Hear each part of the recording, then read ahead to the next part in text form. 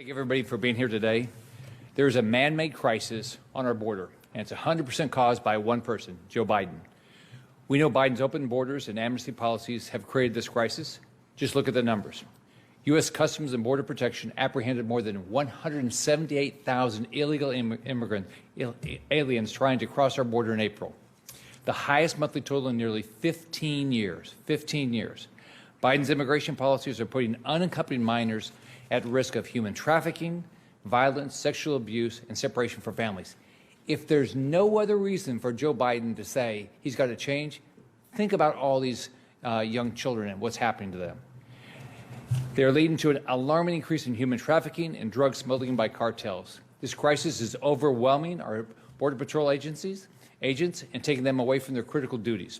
The cartels are taking full advantage of Biden's failures to secure the border. I saw it firsthand when I had the opportunity to travel the border with Arizona Governor Doug Ducey in March. And what I saw was, if we took an aerial tour, you see a wall. Oh, there's some nice openings for people to walk through. That's where the fences were supposed to go up, but they didn't put them up. The gates were supposed to go up. And then you saw the lights and camera because they said, oh, gosh, you should use technology. Well, the Biden administration won't electrify it. It doesn't make any sense. It doesn't make any sense that Harris and Biden won't visit the border and see it for themselves. Kamala Harris could have walked to the border, walked to the Texas border in the time that she's been given the responsibility to solve this problem and not done anything. And she has no excuse. She's never gone down to the border. After I visited Arizona, Joe Biden said he would go down and see the crisis himself. Has he done it? Of course not. What's his excuse? He doesn't have any. Everyone outside of D.C. knows what this is. The mayors, law enforcement, and Customs and Border Protection agents on the front line know it's a crisis. The Biden administration should acknowledge it's a crisis and do something about it. I'm honored to be joined here today by individuals that some of them are dealing with this firsthand in their states. Democrats here in Washington have acknowledged the dire crisis we have.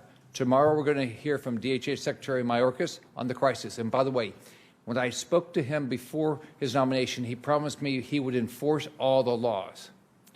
We're going to ask him to explain how DHS is securing the border and what they're doing to protect all American families.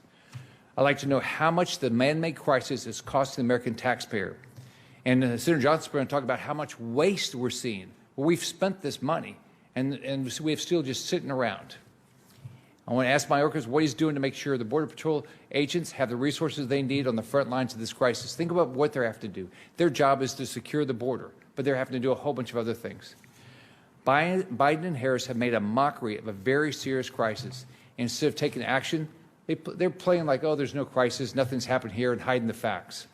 This isn't a game. It's impacting families, clearly American families, but families from Central America. Biden is doing nothing to help or protect American families. It's time to ditch his failed policies of open borders and amnesty and secure the border now. Now it's my distinct opportunity to introduce Texas Attorney General Ken Paxton. I'm glad to have partners like Ken here. He's working at the state level to hold the Biden administration accountable in this area and many other areas. He's sued the Biden administration 5 times on immigration issues and works day in and day out to do what we all should be doing when we do the oath of office, uphold the law. Attorney General Ken Paxton.